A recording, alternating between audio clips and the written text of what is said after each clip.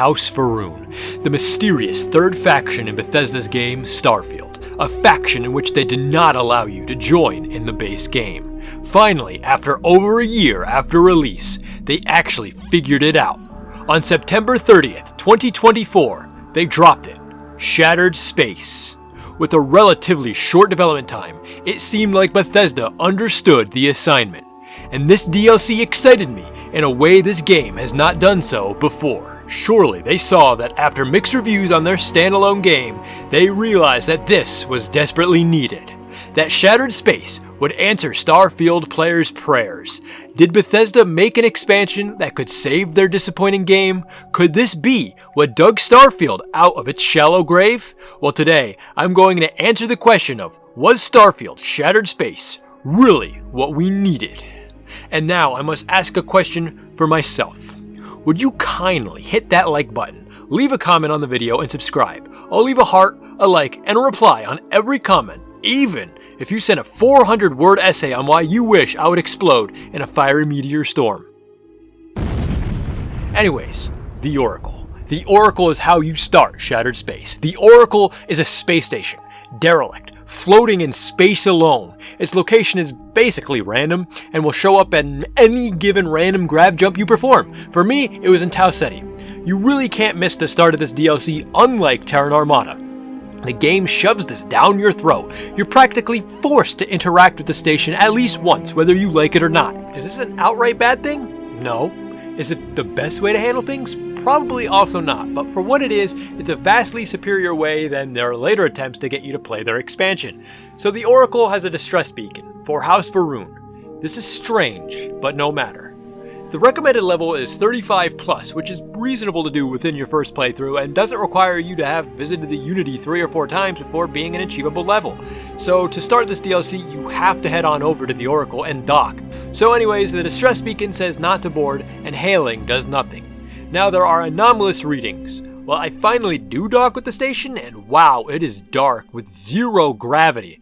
And you know my feelings on 0G segments, and if you don't, well, watch my Terran Armada video.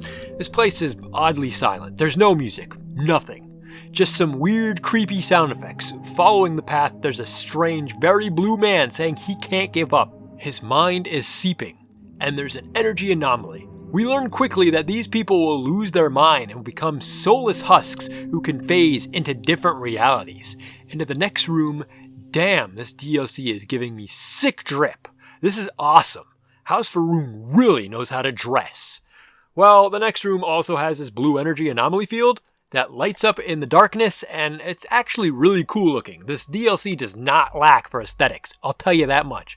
Pretty much every single scene is a banger. Now, each enemy also drops something called vortex shards that, well, I don't know what they really do. I didn't know what they did at the time, and I didn't make any of the grenades that they do make, so I don't know if they do anything else, but I think they could be used for more, but that's one of the things that I just didn't bother doing. Oops. As I go through this harrowing station that's actually built well for 0 gravity, shockingly enough, I hear what sounds like unique music. It's chanting. And yes, I would be right. Shattered Space actually does have unique tracks. It's 3-0 on Terran Armada right now. So, the one blue guy is named Sirac, and he left logs everywhere. His logs say that the station jumped, and then suddenly got these energy fields before the jump. Something from the city did it. Something about experiments caused it. They're weird experiments. Well, the Oracle just kept jumping with no real control. We also learned that they call these blue mindless husk zombies Vortex Phantoms. Yeah, so some of these Vortex Phantoms still have a bit of sense of self, and after getting the ID card from Sirac's room with immense backtracking, I restore the full power to the station, and that means no more 0G. We learn now that Sirac is the last remaining intact crew member, and he's worried about his mind's strength. The station is going back to Varun Kai, and Mira from Mass Effect fully restores the gravity. Within the operations room where we run, Sirac finally turns. It's a big boy boss battle now, and I have to initiate the mainframe reboot. Now, the station jumps to Varun Kai. I think my ship was docked. What are the implications of that? Well, the jumping process isn't quite as cool as the one from the Crimson Fleet questline where you're on the Dayu ship, but it's still cool to see the grab jump when you're just standing around instead of being inside the ship cockpit. orbiting Varun Kai, we have to send a representative down. This is your planet, bro? Damn, this is garbage. Well, I land in a random spot, and damn, it is beautiful, actually. I then land in the city, and I'm stopped by a guard because I'm an outsider. This place is called Dazra. It is House Varun's home. They haven't let any outsiders in here in a while, but we find out later in a main quest that it was a lie. Oh well, this guy's haircut sucks, bro. Don't you lecture me with your $30 haircut. And damn, dude, the House Varun guys are straight ugly. They look buns. I'm glad Andreja doesn't have one of these dog water haircuts. Well, they allow me here anyways. Then suddenly out of nowhere, a Vortex Phantom appears. He speaks to me, and I can't outright say that I'm the Great Serpent, which I'd really love to, but whatever, he thinks I am anyways. Based. The Phantom was Anasco Varun himself, the speaker of House Varun. No one could hear him, but I could. Why are you blue? I tell them the creed he told me. All must serve. That gets me in. And they think it's divine providence from the Great Serpent, even though all must serve is cripplingly generic. And Andreja is right there, bro. Like, surely she could have just told me at one point. I don't know. It just doesn't make sense. But what am I expecting from a Bethesda game? Especially Starfield, which has proven time and time again that its writer's writing abilities are that of a 5th grader. I'm pretty sure my little book that I made in 5th grade was much better written than this crap. Oh well. Well, I can enter the city, but I have to take some conversion therapy thing. Also, no harm will come to me or Andreja, who is from here? I don't know. I just have to walk the path. Inside the cave is a lady waiting for me. Inazar Kazar Milkers. Why is everyone ugly? Like, imagine if they were bold enough to make Andreja ugly instead of just coworker hot. You know? She wants me to enter the cave and not turn back. I'm forever changed. Free will alone. Unusual, but what do you mean unusual? She said something about unusual. I'm not sure it's unusual. Anyways, she gives me the occasional lore info dump about the introduction of House Varun and whatnot, and how they were in the cave and used this cave to sleep as they got on this planet.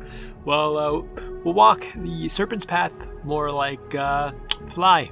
Yeah. I didn't take the leap of faith either. I just walked around the maintenance room. I'm not meditating in the corrosive water either. I can also just skip sacrificing the goat.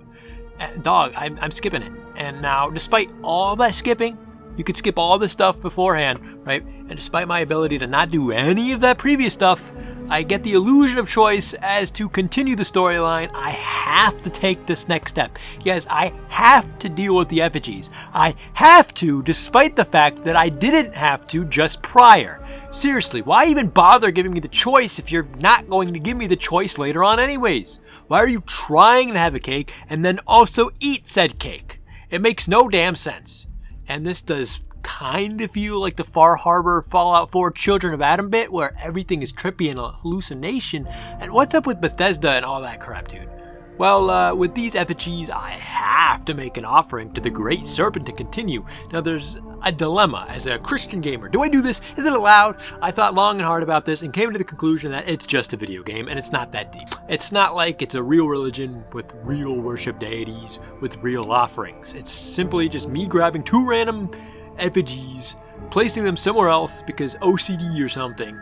And now, the 4 effigies are devotion, obedience, strength, and perseverance. These do nothing, by the way. They just change your nickname for House Varun. That doesn't really matter in the end anyways, because they say your nickname like 10 times, so it's just a spit in the face to your Christian players for the sake of it.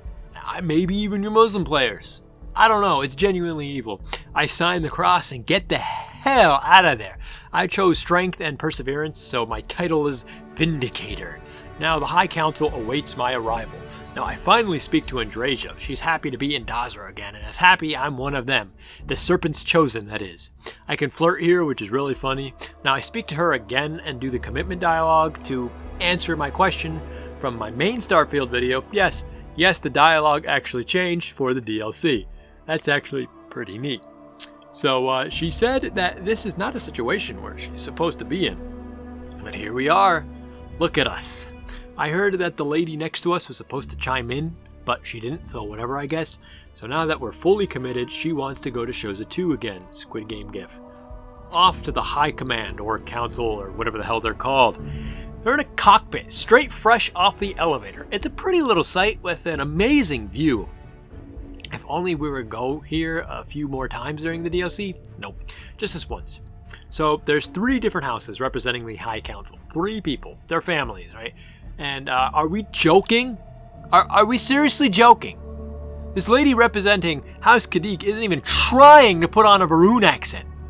They just decided to let her ramble on with the most sassy Biden-era voice imaginable. It reminds me of that picture of the duck in the DuckTales with the arms crossed. It's like, oh, look at this sassy Latina that doesn't give a damn. That's what it feels like. She's not even trying. Every single House Varun member has this accent, right? And she doesn't. She's not even trying to put on that accent. It's annoying. And to stab the dagger in my wound even further, she's annoying too. And I honestly lost track of the conversation because she took me out of it and it's just boring. Something, the experiment is still running and we can't enter the Citadel to stop it. While more lore is learned about the Vortex, they believe it's the space between universes. Something, unity or whatever, who gives a crap? I have to find the head of the science team. Oh, I'm with the science team! To learn of the morning device. There's some exposition for some stupid side quest after I get out of the elevator. I didn't even do this one. I kind of forgot about it. Now, upon walking around the city, Andreja says there was way more buildings before the accident. And this just feels like an excuse for Bethesda not to have to make an actual city, so it could just make a shell of Dazra and then have an actual lore reason for the capital city of a major faction to be so garbagely small and disappointing. Yes, it is horribly lazy, but I can't help being impressed with such a terrible handwave reasoning behind their lack of willpower to model an actual city. It is truly impressive. The lengths they went not to go lengths in another direction. Really, I have to hand it to Bethesda for their unwavering, shit-eating grin on Todd's face as he rolls in the dough, smiling that you have just purchased this DLC it took his team 3 days to model. Speaking of smug Todd Howard, there's an argument in the plaza. I go to stop it. 2 brothers fighting over their family. John Bethesda was really drunk one day and wanted to sell his mother's own urn with her ashes in it still. For this, Grabbits is pissed and cannot forgive this. I tell them both to shut up, and then the long-haired one challenges his brother to a duel. I'm the younger brother's second. I say, hell nah, but I'd get paid handsomely? Alright, never mind. I follow Danica the second. This family and Dazra have had such duels before. Well, my job as second is to find a peaceful resolution to the situation, and her job is to procure weapons. And the older brother chooses knives. Great. So I go to the younger brother who refuses to give me good answers, so I sick Andreja on him. Answer the damn questions or I will make you answer. Fine. Ask your questions again. Yeah, I'd be scared too if she demanded crap of me. Just look at her. I made her like 7 feet tall on the console. Like, I made her super intimidating, more so than usual. I'd also feel hot and bothered, so who really knows? He finally answers all my questions, and his acting really isn't half bad. It's actually taking me out because the rest of the game's acting kinda sucks. Well, I learned he has a wife. Well, he had one, and you know, even he was astounded someone could love him like that. But suddenly, one night his wife died in the middle of the night. And after that, his life spiraled out of control. Drink after drink, bottle after bottle. He became an alcoholic. His brother won't forgive him. But you have to ask the question, how many times should I forgive my brother's sins against me? 1 time? 2 times? Up to 7 times? Well, I say to you, not up to 7 times, but 77 times. This brother doesn't want to answer my questions. Oh, Andreja! You like that acting? I didn't just cringe myself. Yeah. Show a modicum of respect and answer the questions. Yes. My apologies. You are right. Forgive my ignorance. I will answer any questions you have for me. Yeah, she comes in handy. Now, neither of them wants to call off the duel, so I talked to Danica Patrick about it. She says it's my job as second to prepare the ceremonial drinks. But there's a twist. I must drug them. Alright, I drug both and tranquilized them with enough ketamine to kill an elephant. The duel begins, and this is honestly the most animation I've seen this game have. Usually everyone's just standing around lifeless. Now they fall to the tranquilizer and Danica spills the beans. That wasn't a sensu bean, Gohan. I gave him Fent. Now I go to speak to some bald guy and ask myself the question, do bald people wash all the way up? What's going on there? How do they wash their hair or lack thereof? He says I have to go through the Citadel. But there is a massive barrier, both physical and political, in the way. Now Bethesda gives me the rule of threes here, making me have to go through all 3 houses to get support. Yeah, quests for all 3. Boring as hell, brah. Leave me alone, brah. Let me play the damn game, brah. Well, he gives me a knife for some reason. Just a garbage reward set? Now, I learned vortex shards can be used to create grenades. Not like I ever do craft them. They just can be used for such a thing. Now that I know, I overhear a conversation about strained manpower and resources and supplies. Something secrecy. Something I lost track of the conversation, so who gives a damn really? A guy was followed. I have to head to the Halls of Healing's 3rd floor. A better game would make me find that on my own. Not sure what it was referring to here in the notes. I wrote that on the 19th, and it was the 26th at 2:06 a.m. as I wrote that, and it's now the 29th at 12:01 a.m., so I don't know. Yeah, I took so long with this DLC because I was just genuinely burnt out. I did 45 to 60-minute recordings every day or two and was just drained. It was genuinely difficult to give myself a reason to play this game, so I get another side quest slammed onto me. Walking up to the House of Healing, this side quest is all about a courier who was lost. Yeah, call me John Courier 67 or something. I don't know, dude. I make fun of this lady harassing me about this and ask if she's tried praying to the Great Serpent, sarcastically, of course. She then told me she'll beg on her knees, but swallowed all the pride she could. Rule of 3 for the packages I gotta deliver. Yay. Oh yeah, this is the actual marriage dialogue for Andreja. Anyways, I have a new dialogue option saying I hope we don't have to sacrifice another Groat or something. Well, the 3rd floor for the House of Healing isn't actually responding, and no, it's actually called Radiology, and it's like the 8th floor? Genuinely, what was Bethesda cooking here? I don't know. Vortex interlock. I've had trouble paying attention the whole recording day. Like I said, burnout. Alright, well, I do end up banging out all those side quests here. This is me talking to pad out for time while I show sped up footage showing me doing these here said side quests. Now, I know people weren't too fond of the sped up footage in the previous video, but in context, it actually makes sense as I'm just recapping the scenario in which nothing really major occurs. Like, there's a guy who's dead, and zealots were the reason. It's dreadfully uneventful and boring, and it's just a fight through enemy slop, so you get the gist here. But let me tell you a little bit of the details about such a quest, yeah? For some reason, the one lady puts on a French accent, and you could flirt with her, so I do so.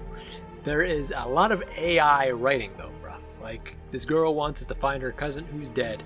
There's the supply thieves, House Kadik, Mujin, kill, well, I need to arrest Mujin from House Kadik. How do I do that? Well, I need to infiltrate the halls of his house, and you don't really actually have to sneak around. You could just waltz right in there, close the door, and then unlock his novice level terminal, and then 2 novice level locks later, actually. Easy. Yeah, you get there. Yeah, now I could finally get back to the main quest as I need to wait for the adjudicator. So I just start sprinting off and oh, okay, never mind. I actually have to go back to the Halls of Healing for the side quest.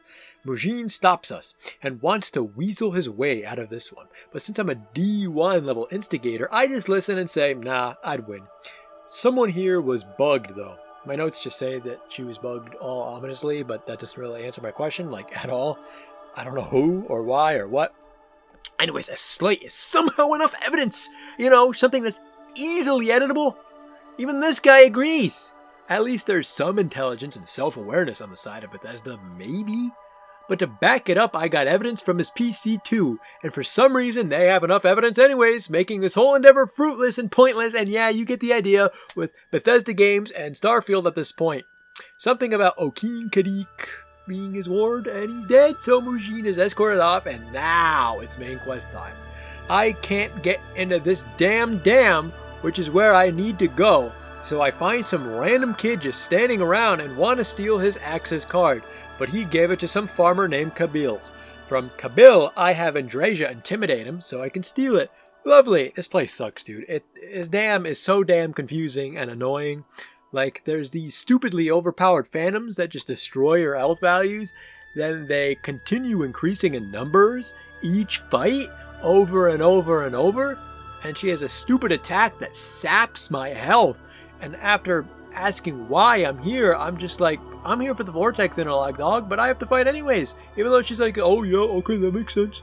Like, you'd think based off of how the game plays out later in the storyline, they'd be like, okay, sure, yeah, you're helping out on Asco. But no, it's Bethesda, and it was not planned out at all like that, so you just have to keep going.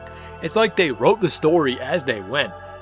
It's like my first movie, where the first 3 episodes, because I did it in episodes, I edited and released them in episode parts, and I wrote it as I went along, but the 3 first episodes were just us doing whatever. Like, the first 2 didn't even have scripts. We didn't even have a major plot outline until like episode 4. And from there, I just wrote the scripts after we recorded the footage, and it was still better written than whatever this crap is. Anyways, she's like, yeah, bro, you don't have a choice to leave. What do you mean I have the choice to leave? No, I don't. I either do this and get the quest done, or I don't get the quest done. It's the same asinine writing that Ulysses had in The Lonesome Road. Dude, I insta-die because I was camped, and I didn't save, and the game didn't save automatically, so I had to go all the way back. Yeah, I was pissed at this point. I said, whatever, TCL, TGM. But that wasn't working either, so I said, okay, whatever. I stopped playing and gave myself a few day break. I still didn't run through this dungeon legit though. I was TGM'd the whole time at this point because I didn't feel like fighting those stupid phantoms that eat through my med packs. Oh yeah, and if I take the interlocks, everyone is going to die on the surface. Boo-hoo. I flood the surface and sacrificed a few for the many. Then I need to run to check on the locals affected by the flood, and I only get 1 line of dialogue. Yes, 1 line from this guy. He doesn't even look distraught. He's just standing there like, oh, well, yeah, that was my livelihood. This farm is the only place I have ever known. Now I have nothing. Oh, wow. What am I going to do now? No emotion, nothing. Classic Bethesda writing here. Now back to the 2 science members or whatever. The bald guy and his sister. It's the stupid faith versus science argument again. Rehashed 2013 atheist talking points. Lovely. I wonder how Bethesda is going to shove atheism slop down my throat this time. Is it going to be nice, soft, and gentle, maybe making legitimate critiques about major institutions from every side? Just be jammed down my throat against one specific religion, which just happens to be Christianity every single time. I'll let you be the judge on that one. My answer to their debacle is that you're both right. Science is the study of God's work, and you can have both at the same time. Like, if you're going to have your own cake, why wouldn't you eat it? Eat that cake, man. It was a Catholic who discovered the Big Bang, and most scientists of antiquity were in fact Christian. You can have both, trust me. It doesn't really need to be a big argument and debate. We can coexist faith and science. Well, this crazy lady thinks it was divine providence that I arrived. Ooh, Coco for Cocoa Puffs over here was seeing visions and wants me to enter the heart of the void, or whatever that means, to save Escotes. What is this, Violet Ridge? I don't know, man. I don't know. So to get there in my journey to the west, north, I have to sprint through the Badlands.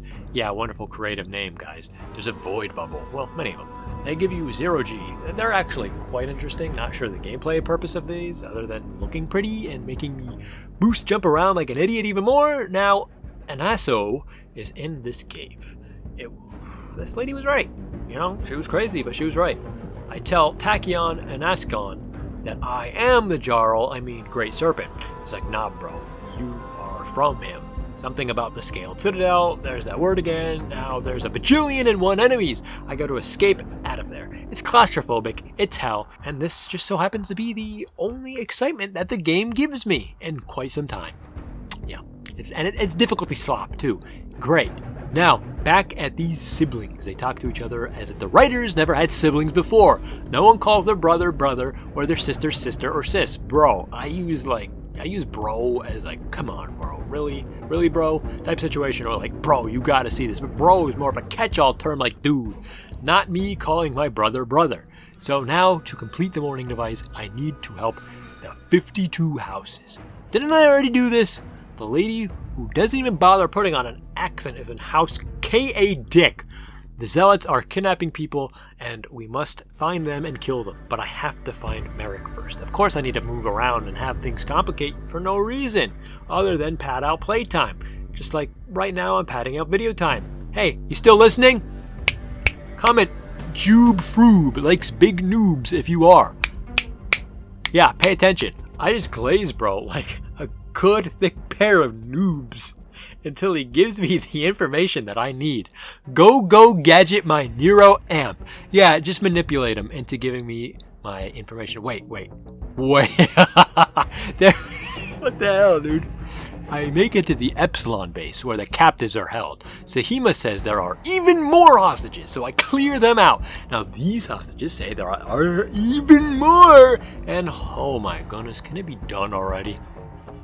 But I must watch out. Those guys are augmented. My vision is augmented. No. They're tanks too.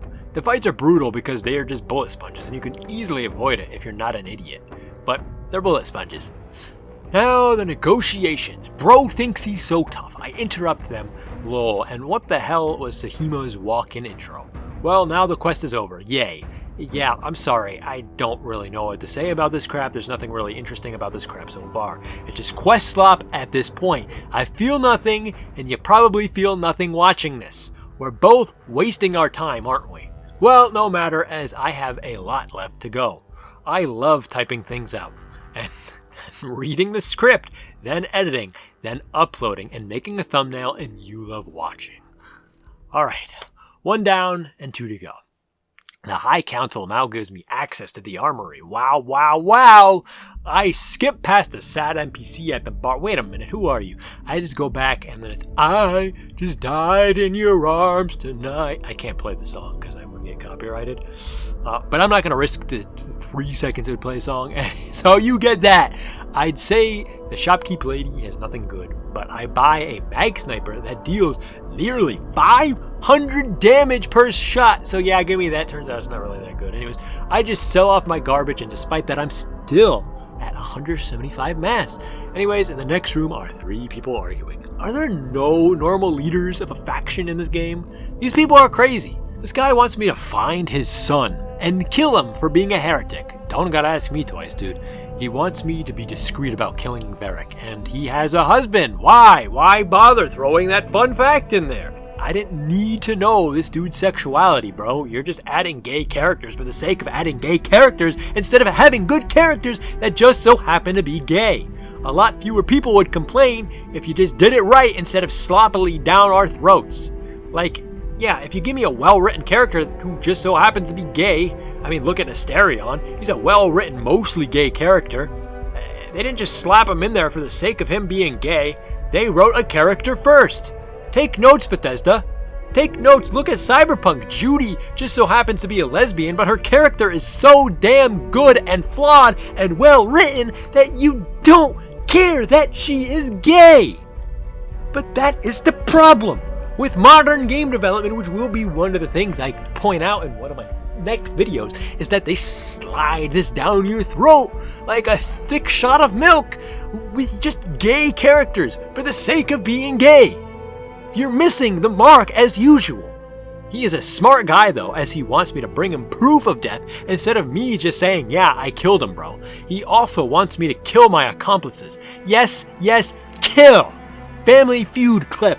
So I do go back to the sad NPC, and she's sad her best friend is gone, and the other is an alcoholic, and the city is dead. This makes more sense if you do the quest, but if you don't, it's just like, wow, okay. I dig in her to get more information. Oh, ew, they were lovers though. I auto-persuade her and find out where the alcoholic friend is. Tane Salavea. Tane is a... Wait, Salavea... It sounds like saliva. Tane is a regular at the bar and an outsider. I thought they haven't let in anyone from outside in forever. I thought no one was supposed to know where House Varun, home planet Varun Kai was, and it was a super isolated location. Here, I thought I'd have a damn working key while writing a script. Yeah, mixtape, it was my T key, and now it was my R key. He's sus and doesn't want to give me his location. I just hand him over 1 bando of creds for him to track him down for me. Yeah, he has a tracker on him for whatever reason. Okay, whatever. I followed the tracker for 67 years with Tuna Salazar behind me. There's footprints. He's left logs around detailing on how he left, why he left, and how he feels. Tane was just going to get him off the planet. I'm not sure if this was a new Shattered Space song, but the music at this point was hitting so good, oddly slapping for no real reason. Like when Arya Math just starts playing a Minecraft, really any Minecraft alpha and beta song. Man, the new Minecraft music sucks, dude. Man, I searched everywhere and the scanner isn't working, so I just look up a guide online. Also, there's some neat detailing for environmental storytelling. There's used toilet paper and used toilet paper tubes on this rock here. Neat. Actually good work here. Usually there hasn't been any notable environmental storytelling detailing quite like this in this game. Bethesda has really been lacking it here. And not right here though. In this specific spot, they locked in for this one section for some reason. Anyways, what do you mean he's heading northwest instead of left or right? Like, I find my bearings, right? And wow, if he's going northwest, he is going back the way he came, idiot. He ended up at a farmhouse, and the farmers are lying to me. Yeah, alright, buddy, you're next. Yeah, alright, I'm sliming them out. I'm actually shocked they gave me the dialogue option to slime them out. Doing it with saying orders or orders is crazy too. It's straight up diabolical. Like, you know, Tane heard me saying I'm killing people who are accomplices too. He saw me kill these people too. Like, they're gonna give me a Nuremberg trial for this. Why is he still following me? I make it to the abandoned farm across the mountains and he's gone. So I have to search around and find his computer logs. Now suddenly he's back. Tane must surely know he's on death's doorstep. I say I'm following orders and Tane's like, you didn't even question them? I'm like, yep. Like Goofy, like, yep. He's next. I'll do it again. I Herculeanly slime them both out and return to Victor. With Varrock's death, I'm one step closer to Falador and one step away from Lumbridge. Honestly, I love the roleplay options for Serpent's Embrace. I'm shocked Bethesda gave me so many options for this. They really locked in here for some reason. And these dialogue options are hilarious too. I could just be a devoted dickhead. A lovable one though, but a devoted one. Or, you know, evil monster. It's perfect. And man, these other two are not happy with Victor. I mean, I'll take them both out for you, dog. Just give me the orders. What are they gonna do? Court-martial me? Throw me in the Nuremberg trials? I'm too powerful for that. Anyways, I give Ekris the codes, and I'm a firing my laser! Alright, now it's time. Locking axial tilt. Device is in position. It's time. On your mark. Fire.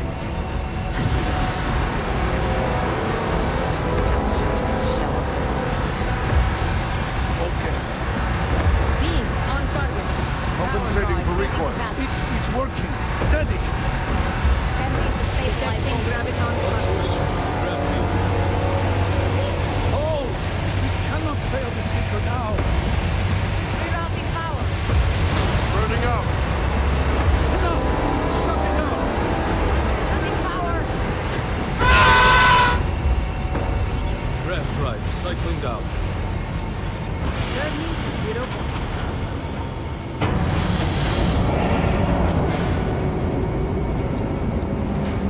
Retracting stabilizers. Time to enter the Citadel. They want to send me in there alone because they can't spare 2 NPCs for me. Thanks. Andreja, though, here is eager and thinks it is an honor to save Anasco, so I guess it is quite that time.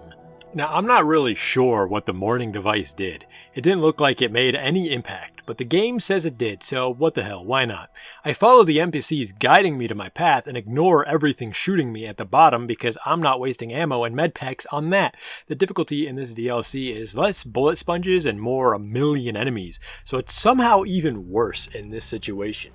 At the top, I fight my way to the inside where Anasco is waiting there for me. He could see me this time, in this scaled citadel. You know it's weird how the entire city is gone, and then the station is space warped around, but the scaled citadel here is intact, completely aside from some blue stuff leaking everywhere. This guy senses dread. Well, of course you do. You obliterated your entire city, bro. Well, I have to deal with his turned people and bring the interlocks to the basement. This place is actually really beautiful. Bethesda really hit the nail on the head with aesthetics in this DLC. I mean, quite a few in the main game, but here especially, dude. I have to give them credit for that. I mean, the problem here, though, is if it were Skyrim or Fallout, I'd gladly look around at every nook and cranny, but there's no real reason to here for Starfield. You can't scrap junk, and there's no real reason to look around. Real regression on Bethesda's part. Anyways, since I can't just stop to smell the roses, especially with the enemies everywhere that just keep respawning, making me fight through them, I must keep pushing through this oddly Frutiger Arrow adjacent area into the basement. Now that we're back into an aesthetic closer to what I assume House Varun is accustomed to, I make it into the basement further and replace the interlocks, and boom, the vortex is magically gone. Somehow. Don't ask me how that works. Just rip open the fabric of space and time, then just suddenly say it's coolio and everything's back to normal, I guess. Following Anasco around, he talks to me about how he set out to find the Great Serpent because things went to hell in a handbasket in just 2 generations. Wow, a cult doesn't have staying power? Who would have guessed? Well, he thinks he actually found a path to the serpent with the vortex. Yeah, bro. Yeah, this is what the serpent actually wanted, bro. Yeah. You know, that brings up an interesting point. What did Janan Varun see? Was it the Unity? There are a lot of unanswered questions about this that I'm assuming Bethesda wanted a million YouTubers making theory videos about, but no one gives a damn enough about this game to do such a thing. It's a shame this game wasn't better, but Bethesda constantly just missed the mark in what could have been a slam dunk game for years to come. Like the ultimate game of what ifs. Now Anasco thinks he can start the Serpent's Crusade 2 Electric Poopaloo. That's not enough soldiers, dog. How are you going to transport them, bro? Okay, whatever. I'll activate them, or I could destroy them. Well, now in hindsight, I shouldn't have assumed Bethesda would do something cool with this, and so they didn't, and so I should have just destroyed them. Yeah, I say, let me activate them. Why the hell not? Now, what's the worst that can happen?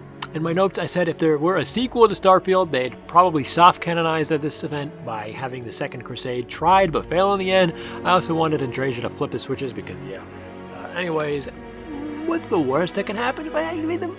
In my notes, I go on and on about how beautiful the Citadel is, and it is. It's just a shame that I don't get to stop and smell the roses because I'm fighting 50 million enemies. This time, Vortex Phantoms and Zealots. It's actually kind of cool to see them fighting each other, but in practice, it's just me fighting double the enemies. Well, Anasco now says that to purge the Zealots, instead of just killing them, we have to go to the void and back. Yeah, I'm not dying in this zone. See, this is where Bethesda missed the mark again. They give you the illusion of choice. You either die or you kill them. What a load of barnacles. Like, why even bother giving me the idea that I could sick these phantoms on the settled system? Seriously, why, Bethesda? Also, why the hell are there 8 million load screens as I run away, then fight wave after wave, just trying to get out of there? If the loading screens took longer than 5 seconds, I'd have been pissed about this. Like, in my Skyrim video playthrough with this, I think it was a Periate dungeon, I was furious that there was like 6 or 7 loading screens. Here, it's just crazy. You know, if they lasted longer, I'd have been angry. I'm still kind of angry, but not as angry as I would have been. Anyways, something, silly boss battle, something. I wake up with a massive headache. They have to name a new speaker now, after I say Anasco is gone, reduced to atoms. I can't name myself speaker, so really what's the point? I just go with a funny hair guy that was the only dude nice to me in this damn DLC, so yeah, okay, bro. I also go against what he wants by reviving the Serpent's Crusade, despite there being a severe lack of people on the House Varun side of things, especially since they don't associate with the Zealots. I find this super hilarious. There's no real reason to pick that option if you care about Varun, and no real reason to pick that option if you want to play the game how Bethesda wants you to play it, because guess what? Despite having no way of knowing you did that, every single companion except Andrasia becomes angry with you over such a thing. Why? I don't know. They have zero way of knowing, and I doubt Andrasia would spill the beans on that.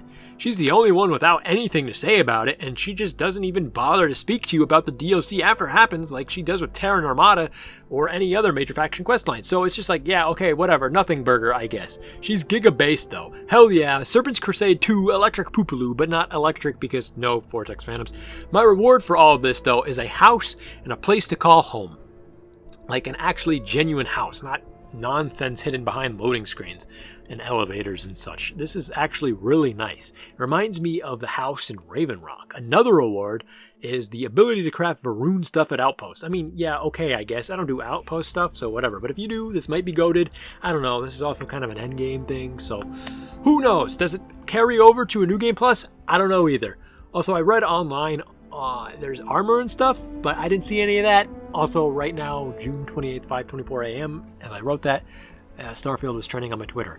It's now 12:55 a.m. at the 29th. Whatever. People make some weird avatars, bro. Dressing scantily clad. Anyways, this DLC is okay, I guess. I mean, I really like how it feels like a DLC and not just some recycled Radiant mission slapped onto a free expansion sold for money. It has new, unique music that is actually incredible when you hear it and not have it blend in and be incredibly samey.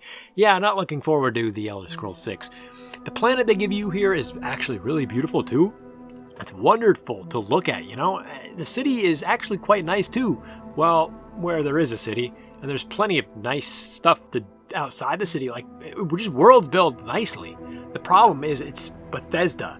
And they gave you a big what if. Like, what if the city were full-sized? What would it look like? Feels like since at least Oblivion, maybe in Fallout 3, they've been doing super lazy crap like this. You know, Fallout 3, the White House is a nothing burger. Oblivion, they just forego all the lore and make Cyrodiil a generic fantasy setting. Did they forget about it? Or are they just too lazy to make a dense jungle?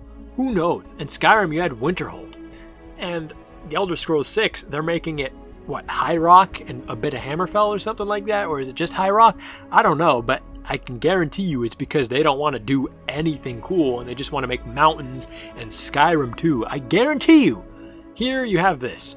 Why can't we just have nice things? You know, why can't we have something realized to its fullest, true potential? Why won't Bethesda give us nice things? I don't know. Is this DLC as bad as I saw some people on my previous video's comment section say it is? No, not really. Yeah, it burnt me out, but maybe that's just fatigue from playing all the Starfield all at once in general. Maybe. Who knows, really. I'm just glad that it's all over with, and the quadrilogy of Starfield videos are over. Shattered Space didn't give me a satisfying conclusion, but it was a conclusion. It wasn't anything special. It was just another fart in the wind of mediocrity brought on by modern-day Bethesda. It's a shame, but what can one man do? I wasn't even disappointed.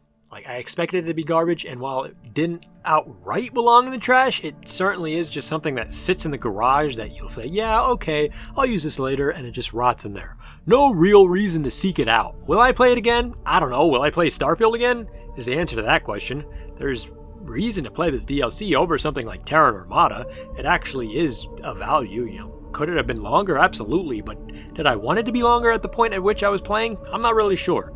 I'm sorry I couldn't give a more detailed video, but there really wasn't much to talk about. It was just a plain old nothing burger, good for nothing but shutting your brain off, doing and hoping to hell it ends sooner than it actually will. I wasn't even angry with it, I was just disappointed.